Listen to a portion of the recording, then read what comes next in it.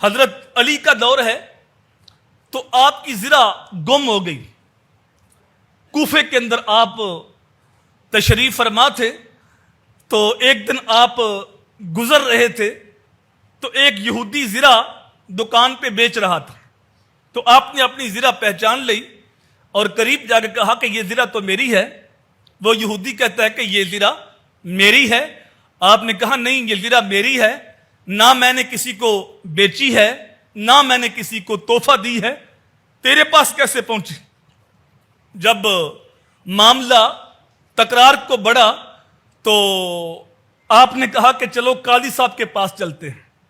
اس وقت کوفہ کے chief justice قاضی شریح تھے، ان کے پاس چلے گئے.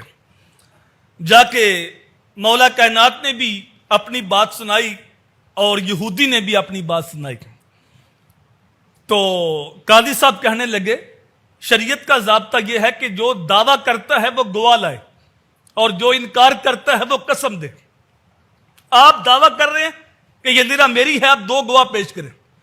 مولا کائنات نے کہا میرے پاس 2 گواہ ہیں، ایک میرا بیٹا حسن ہے، دوسرا میرا غلام کمبر ہے. قاضی شریح کہتے ہیں کہ حسن آپ کا بیٹا ہے اور شرعی اصولوں کے مطابق بیٹے کی گواہی باپ کے حق میں قبول نہیں ہوتی. تو مولا کائنات کہتے ہیں قاضی صاحب کیسی بات کر رہے ہیں، آپ کو حسن کی عظمت کا نہیں پتا؟ میرے حضور نے فرمایا الحسن والحسین سیدہ شباب اہل الجنہ، حسن حسین جنتی جوانوں کے سردار ہیں.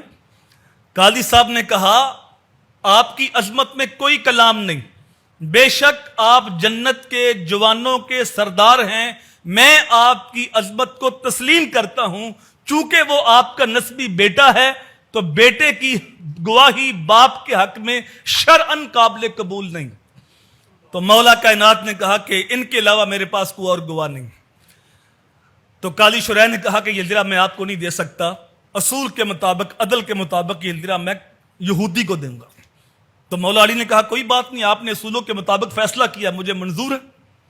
جب حضرت علی کے چہرے پہ کوئی غصہ نہیں آیا اور خوشی کے ساتھ زرہ یہودی کو دے دی تو اس یہودی نے کہا مولا کائنات یہ زرہ آپ کی ہے، آپ اس کو رکھ لیں. آپ فلاں جگہ سے گزر رہے تھے، آپ کی زرہ گر گئی، میں نے اٹھا لی. میں نے صرف اسلام کا نظام عدل دیکھنا تھا، جو وقت کا حاکم ہے اصولوں کے مطابق اس کے خلاف فیصلہ جا رہا ہے اور اس کے چہرے پہ غصہ نہیں آ رہا. جس دین کا نظام عدل اتنا مضبوط ہے میں وہ دین قبول کیوں نہ کروں. آپ زرہ رکھ لیں اور گواہ بن جائیں، میں کلمہ پڑھ کے محمد عربی کا نوکر بنتا. جب اس نے کلمہ پڑھ لیا تو مولا کائنات نے کہا تو میرے سونے کا غلام بن گیا ہے، یہ زرہ بھی لے لے اور میری طرف سے یہ گھوڑا بھی تحفے میں رکھ لے. اللہ اکبر. ہماری ساری محبتیں حضور کے نام سے ہیں.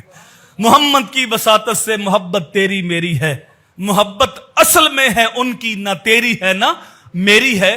تو حضور کی نجی زندگی ہو یا عائلی زندگی ہو یا گھریلو زندگی ہو، حضور صلی اللہ علیہ وآلہ وسلم نے عدل کے اوپر بہت زیادہ زور دیا.